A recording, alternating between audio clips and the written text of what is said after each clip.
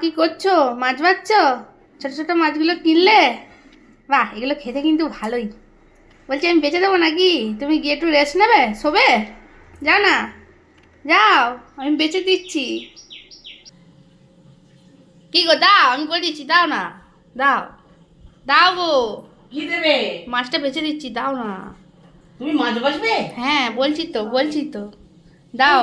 কুটে মানুষ, ও মাছ বাসবে? এক্ষুনি আমার নাতনি স্কুল থেকে চলে আসবে, এসেই বলবে দিদিন খেতে দাও। ছেলে তো মাকে সে চায়, সে দিদিনকে চাইবে, জানে আমার কুটে মা কিচ্ছু করে না। ভালোই হয়েছে, তাহলে দিদিন করে দিক, আমি গিয়ে শুয়ে পড়ি, আমারই ভালো, গরমে কাজ করতে হবে না। করো এসো না। না, তোমার কাজ করতে হবে না। তুমি যে সাদা কাপড় জামা নীল দাও, আর যেগুলো শুকিয়েছে সব ভাঁজ করো বসে বসে, শুধু বক্তৃতা দেওয়ার কথা। ভালোই হলো, আমি গিয়ে ফ্যানের তলায় বসে বসে করি, তুমি গরমে রান্নাঘরে করো কাজ কষ্ট যাও, করে। তুমি ওইটুকুই করো, থালি হবে। ঠিক আছে।